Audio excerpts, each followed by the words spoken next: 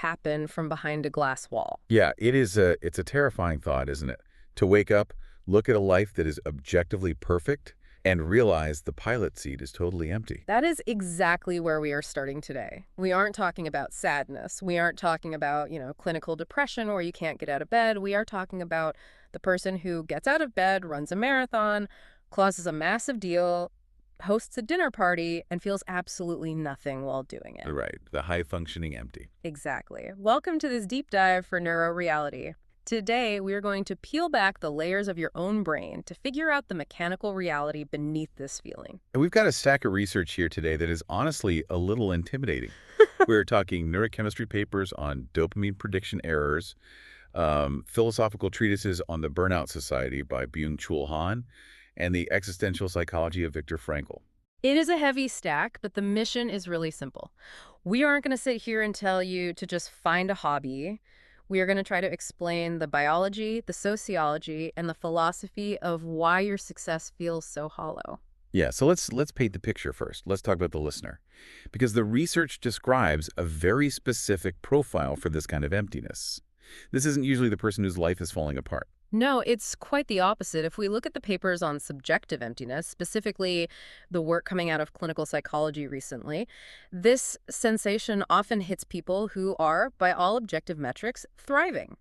They are reliable. They are the ones other people come to for advice. They have stability. Which makes the feeling so much worse, doesn't it? Because you feel like you have no right to complain. You look at your life and think, I have health, I have money, I have friends. If I'm not happy, I must be broken. Precisely. It creates the secondary layer of guilt. You look at your life on paper and the math checks out. Good job plus good friends plus health should equal happiness. Right, but the subjective experience is what researchers call mechanical living. You feel like an automaton. You are performing the actions of a successful person, but the internal resonance, that feeling that you are the one doing it, is completely missing. Mechanical living, that really hits home. It's like being a ghost in your own machine. You're pulling the levers, saying the lines, smiling for the photos, but there is no one home. So let's unpack this. Why is the math wrong? If the life looks good, why does the brain feel empty? I want to start with the biology because I think we have a massive misconception about how our reward system actually works. We do. And it starts with the most famous molecule in the world, dopamine. The pleasure molecule. That's what we're told, right? Chase the goal, get the dopamine, feel good. That is the misconception. If you look at the work of researchers like Lieberman and Long, authors of The Molecule of More, they make a really critical distinction. Dopamine is not the molecule of enjoyment. It is the molecule of anticipation. It is about wanting, not liking.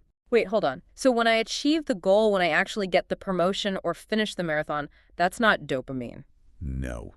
That sensation of satisfaction involves other chemicals like serotonin, oxytocin, and endocannabinoids. Yeah. These are the here and now molecules. Dopamine is strictly about the future. It's about the pursuit.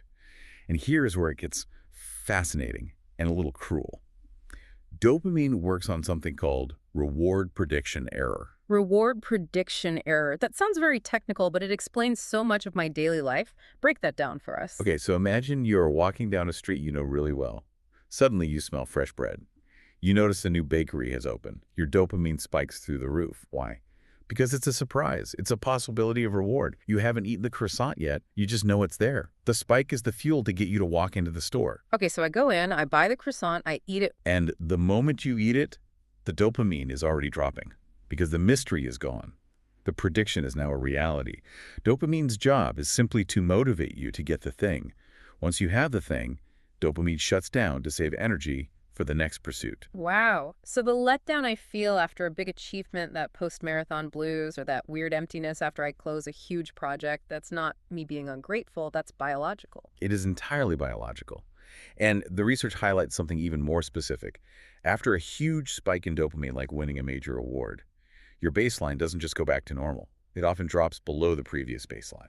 Ouch. So you are chemically depleted right at the moment you're supposed to be celebrating. The brain is trying to restore homeostasis. If you go super high, it has to go low to balance it out. Yeah. We have optimized our modern lives for the pursuit. We're addicted to the wanting. We live in a culture that targets the dopamine system, more goals, more notifications, more next steps. But we've neglected the here and now systems that allow us to actually enjoy the fruit of that labor. Right. So we are chemically wired to feel empty the moment we succeed. Because the brain is already asking, okay, that's done. What's next? That is the hedonic hamster wheel. You run and run to get the prize, and the moment you touch it, it dissolves. And because it dissolves, you assume the problem was the prize itself. You think maybe that wasn't the right promotion, maybe I need the next level up. So you start running again, but now you're running on a lower dopamine baseline, so it feels even harder. It's the literal definition of an addiction loop. You are chasing a ghost. Yeah. So that's the biological trap. We are chasing a chemical that is designed to evaporate. But this isn't just about brain chemicals, is it? Because even if my dopamine levels were totally stable, I feel like there's a pressure coming from the outside that makes this emptiness worse. It feels like the air we breathe. That connects us perfectly to the sociological side of things. Right. This is where we have to look at the philosopher Byung-Chul Han and his book, The Burnout Society. I love this book. It's dense, but it completely changed how I see work. It feels like he's describing the air conditioning system of modern life invisible, but it absolutely sets the temperature. It's profound. Han argues that we have undergone a fundamental shift in how society is structured. We used to live in a disciplinary society. Think of the 19th or early 20th century. The operating mode was negativity. It was, you should do this or you must not do that. It was about obedience to a boss or a king. Right. There was a clear authority figure telling you what to do. You were a subject. And you could hate the boss, right? You could rebel against him. Exactly. The enemy was external. But Han says we have moved into an achievement society. The modal verb has changed from should to can. The message we hear 24/7 is, yes, we can. Just do it. Optimize yourself. Be your own CEO. That sounds good, right? Freedom is good. Being the CEO of your own life sounds empowering. Sounds like freedom. But Han argues it leads to a much more insidious form of slavery. He calls it auto-exploitation. Auto-exploitation, that is a heavy term. In a disciplinary society, the exploiter is external. But in an achievement society, you are the boss. And you are also the slave. You are cracking the whip on yourself in the name of self-improvement. Oh, wow.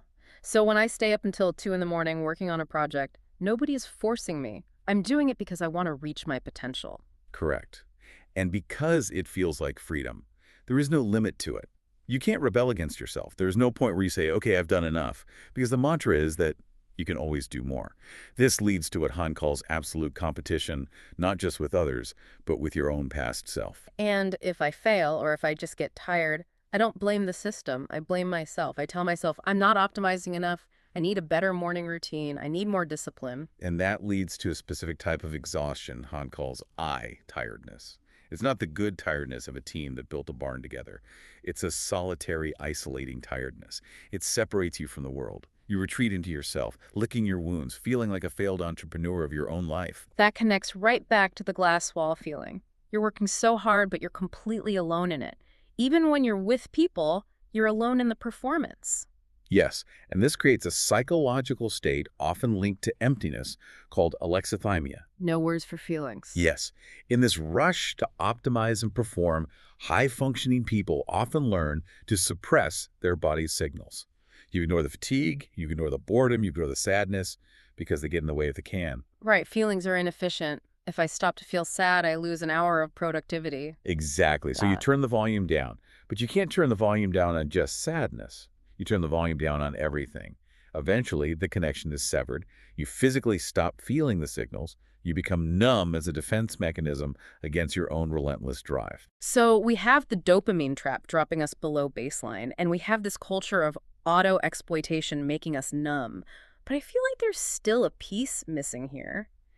Because I know people who work hard and are tired, but they don't feel empty. They feel fulfilled. So what's the difference? Why does one person burn out into emptiness and another burns out into satisfaction? That is the crucial question. And to answer that, we have to go to the third layer, the existential vacuum. This brings us to Viktor Frankl. The author of Man's Search for Meaning, a Holocaust survivor and a psychiatrist. Probably the heavyweight champion of existential thought. He really is. Frankl noticed something very specific about modern life, even back in the mid-20th century. He identified a phenomenon he called Sunday neurosis. Sunday neurosis. I think I've had this. Is this that anxiety that hits at like 4 p.m. on a Sunday afternoon? That's the exact one. Or the first day of a long beach vacation. Frankl observed that during the week, the rush of work, the dopamine chase, the auto-exploitation acts like a lid. It keeps the void suppressed. But when the machine stops... When the emails finally stop coming in. Exactly. When the busyness disappears, the void becomes visible. The silence is terrifying because it asks, what is this all for? It's the silence. The silence is the accuser. Frankl made a distinction between means and meaning. The means are the things that help us live: money, status, health, efficiency. The meaning is the reason to live. The profile of the high-functioning empty person is almost always someone who has optimized the means to absolute perfection, but has completely lost the meaning. We have a great GPS, the car is incredibly fast, the tank is full, the leather seats are super comfortable, but we have no destination. And Frankl called this the existential vacuum. He argued that the primary drive in humans isn't pleasure, like Freud might say, or power, like Adler might say. It is the will to meaning. If you frustrate that need, if you have no master prior, no higher organizing principle, you can be perfectly comfortable, perfectly wealthy, and perfectly in despair. This brings up a really uncomfortable paradox, though, because I think most of us believe that if we just get comfortable enough, if we just get happy enough, the meaning will take care of itself. That is the central paradox. Research shows that a happy life and a meaningful life are often chemically and philosophically distinct. A happy life in the hedonic sense is often about stress reduction, comfort, and getting what you want. A meaningful life often involves high stress, struggle, and doing things for others. So by trying to optimize for a frictionless life, ordering the food, streaming the show, avoiding the difficult conversation, we might actually be engineering a meaningless life. Precisely. You are removing the very resistance that generates meaning. Meaning is load-bearing. It requires weight. If you float through life, you might feel good in short bursts, but you will ultimately feel weightless. And weightlessness feels like emptiness. I want to tie this back to the brain for a second, because you mentioned this master prior concept earlier. How does the brain actually process meaning? Is there a biological correlate for purpose? This is where the resonance inference model comes in. The brain is basically a massive prediction machine. It wants to minimize surprise. To make sense of the millions of signals coming in every day: traffic, emails, news, hunger. It needs a hierarchy. It needs a top-level narrative, a master prior to filter everything. Like a filter that says this is important and this is just noise. Yes. If you have a strong master prior, then even suffering makes sense. The traffic jam is just part of the journey to help your friend. The late night is part of building something you love. But if that master prior is missing, then it's just traffic. It's just a late night. It's just pain. it becomes existential gibberish. It's static. The brain cannot resolve the data into a coherent story. And that internal static is what we experience as anxiety or emptiness. The robot feeling is the brain running on autopilot because the meaning is completely gone. So let's bring it all together. Integration time. We have a listener who is high functioning, successful, but feels like a ghost. What is the perfect storm creating this? It's the collision of all three of these forces. Biologically, they are addicted to the dopamine of the pursuit, so they feel a chemical crash every single time they succeed. Sociologically, they are trapped in auto-exploitation, whipping themselves to do more, which isolates them and numbs their emotions. And existentially, they're operating without a master prior, so all that effort has absolutely no narrative structure. It's an anti-reward state. Yes, the brain's joy circuitry actually goes offline. The default mode network, the part of the brain that tells stories about who we are, is spinning its wheels, trying to find a narrative, but because there is no emotional connection due to alexithymia and no higher purpose due to the existential vacuum, the self feels hollow. This is deeply heavy, but I also feel a strange sense of relief hearing it laid out like this. Because if this is a mechanism, then it means I'm not crazy. You are absolutely not crazy. In fact, I would argue that feeling empty in this scenario is a sign of sanity. How so? That sounds incredibly counterintuitive. Well, think about it. If you were living a life devoid of deep meaning, totally disconnected from your emotions, and running on a hamster wheel of constant achievement, and you felt great, that would be delusional. That would be a malfunction. The emptiness is just the dashboard light coming on. That's a very powerful reframe. We usually treat the emptiness as the pathology. We try to medicate it away or buy it away or scroll it away. We treat it like a bug in the code. Right. We treat it as a defect. But what if we treat it as a functional signal? It's boredom on an existential scale. It is your brain and your soul screaming, this map of the world is no longer sufficient. It's a demand for new input. But not just more input, not more content or more achievements. It's a demand for complexity, for depth. The emptiness isn't a hole you need to fill with more success or distraction. It's a space. From a vacuum to a space. That sounds subtle, but it feels fundamentally different. A vacuum sucks things in. It's desperate. A space is a clearing. Winnicott, the psychologist, talked about the true self versus the false self. The high-functioning achiever is often living entirely in the false self, the performer, the pleaser, the achiever.